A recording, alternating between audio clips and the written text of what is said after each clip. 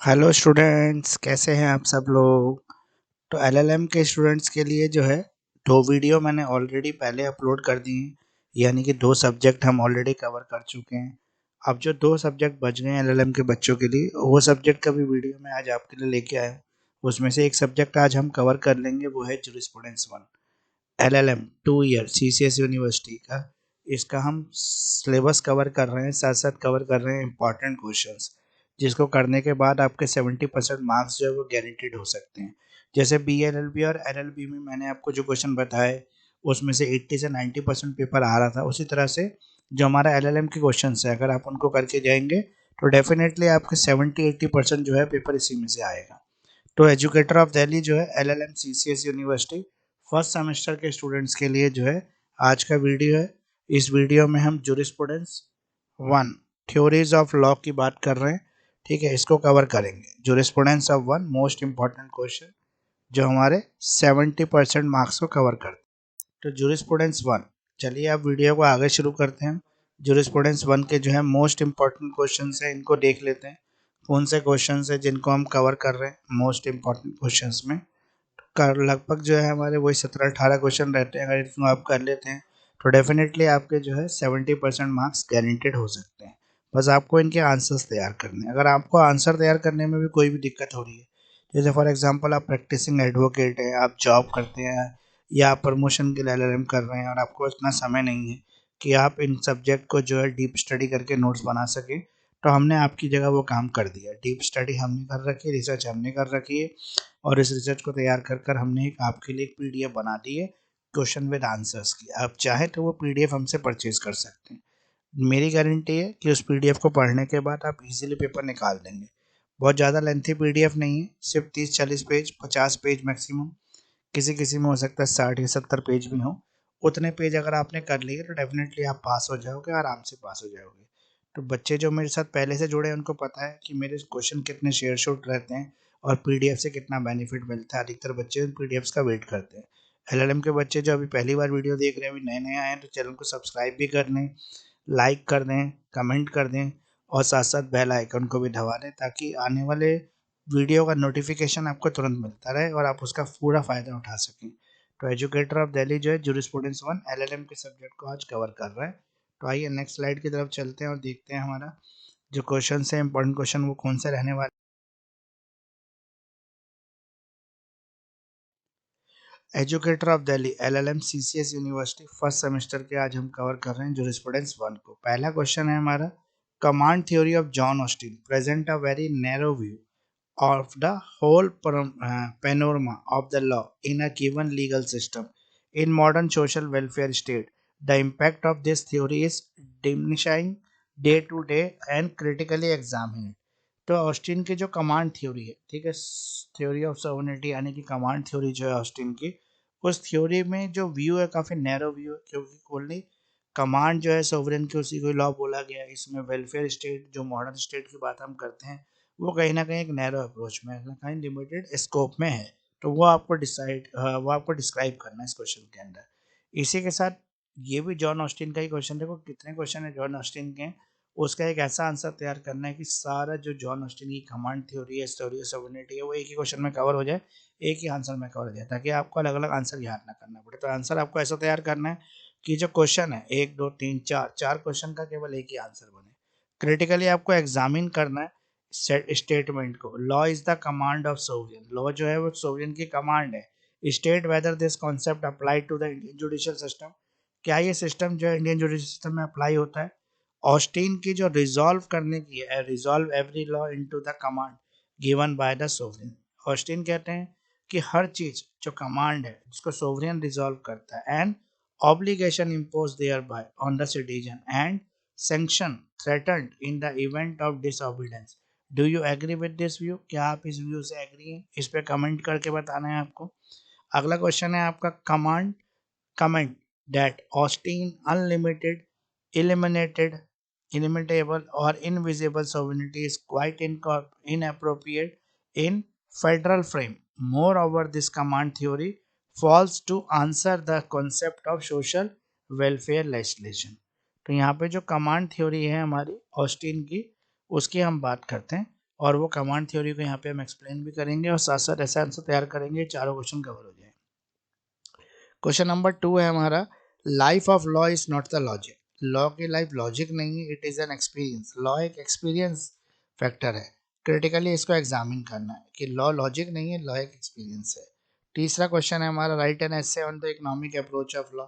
Law की जो economic approach है उस पर एक एसे लिखना है। तो मेरा नाम एडवोकेट मुकेश किरार है और मैं लॉ से जुड़े हुए एजुकेशनल वीडियो आपके बीच में लेके आता हूँ। और मेरी कोशिश यही रहती है कि मैं कुछ ऐसा मटेरियल, कुछ ऐसा कंटेंट आपके लिए लेके आऊँ कि आपको कम से कम पढ़ने पर ज़्यादा मार्क्स मिल सकें। तो मेरी ये कोशिश कितनी कामयाब है आप ये कमेंट लेके ज़रूर बताएं। अगर आप मेरे साथ BA-LLB से जुड़े हुए थे या LLB से जुड़े हुए थे और आप LLM में मेरे साथ जुड़े हुए हैं तो कमेंट सेक्शन में लिख कर बताएं, ताकि मैं रिकॉग्नाइज कर सकूँ कितने ऐसे बच्चे हैं जो मेरे साथ पहले BA-LLB या LLB में जुड़े हुए थे और अब LLM में मेरे साथ जुड़े हुए हैं।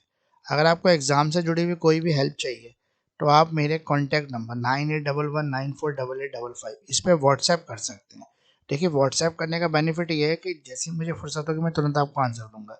और उसका मतलब ये नहीं है कि मुझसे फुर्सत होती है, लेकिन क्या होता है ना कि कई बार हर परिस्थिति में जो है फ़ोन उठाना पॉसिबल नहीं होता।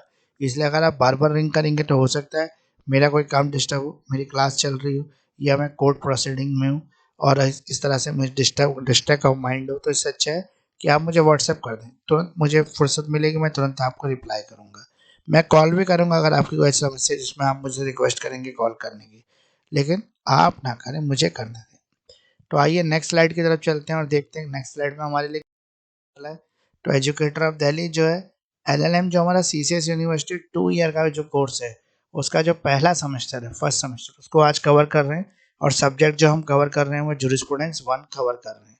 क्वेश्चन नंबर 3 है, what is natural law. Natural law क्या है, एग्जामिन करें इसको हिस्टोरिकली। क्वेश्चन इसी के अंदर है हमारा, discuss fully the importance of natural law, point of impact of Indian law during the 20th century, discuss fully the Asian theories of the natural law school of jurisprudence. Asian theories जो है jurisprudence की उसको describe करना है इसके अंदर। Question number जो हमारा 4 है वो कहते हैं, jurisprudence is philosophical and the scientific study of law and the legal principle in all aspect discuss। jurisprudence जो है वो philosophical है और scientific study है लॉ की और लीगल प्रिंसिपल्स की। अब क्वेश्चन नंबर 5 है हमारा, questions of enforcement of moral through the law resulted into controversy among the great philosopher discuss. तो क्वेश्चंस जो है हमारे इन्फोर्समेंट की हम बात कर रहे हैं यहाँ पे मॉरल की थ्रू लॉ, जो रिजल्ट कर रहे हैं आपके into a controversy among the great philosophical, इसको डिस्कस करना है। क्वेश्चन नंबर हमारा इसी का ही है, फिफ्थ का ही, वो है, what are the main issues involve in the controversy regarding the law and morality. Law और मॉरलिटी दो ऐसे फैक्टर हैं जो लॉ के अंदर एक दूसरे के लिए कंट्रोवर्शियल हो सकते हैं, तो उनको ये बताना कैसे हो सकते हैं। और what, how far can law be use to enforce the morality discuss करें। क्वेश्चन अगला भी हमारा, discuss the relationship between law and morality. Law और मॉरलिटी में क्या रिलेशनशिप है, what do, how do they influence each other, वो कैसे एक दूसरे को इन्फ्लुएंस करते हैं। एक्सप्लेन करना है हमें distinction between the private morality and the public morality. Question number 6 है हमारा, explain the important exponent of the American realism in the light of Indian perspective. Indian perspective में आपको बताना है कि कैसे हमारा एक्सपोनेंट जो है अमेरिकन रिलिज्म के वो प्रभावित कर रहे हैं। तो क्वेश्चन हमारे 6 अब तक कवर हो गए। एग्जाम के रिलेटेड कोई भी अगर आपको हेल्प चाहिए तो आप मेरे कॉन्टैक्ट नंबर पर मुझे व्हाट्सएप कर सकते हैं।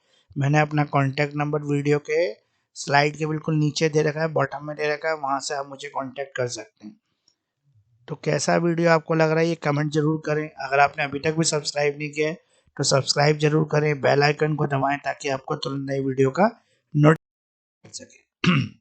अब एजुकेटर ऑफ दिल्ली जो LLM CCS university first semester के बच्चों के लिए आज का वीडियो लेके आया है। इसमें हम वो क्वेश्चन को कवर कर रहे हैं जिसको करने के बाद आपके 70% मार्क्स आ सकते हैं। क्वेश्चन नंबर 7 है हमारा, what is Dean Roscoe Pound's theory of social engineering.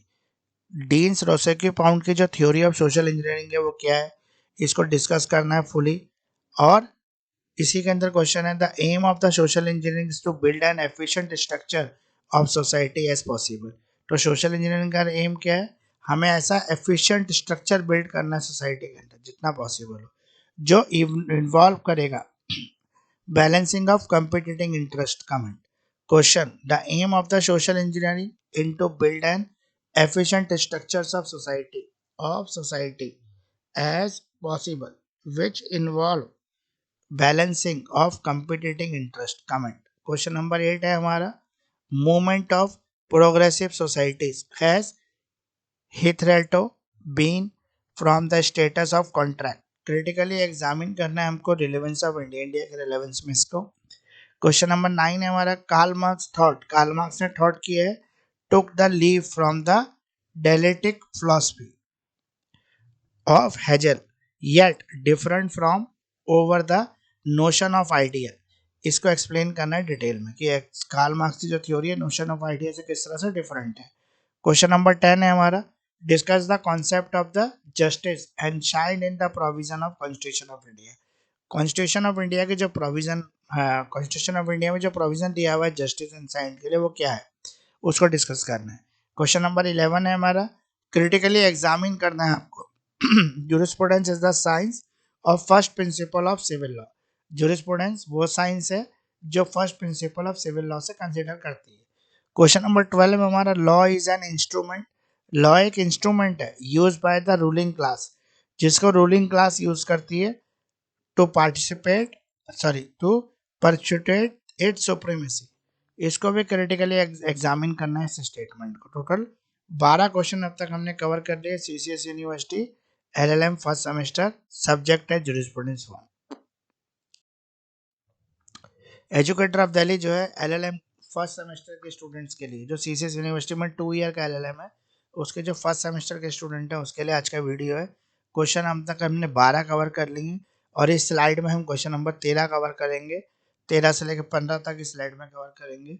How far do you agree with the view, आप उस व्यू से कितना सहमत है, that Bentham unleashed an untrailing campaign for the reforms of antiquated law।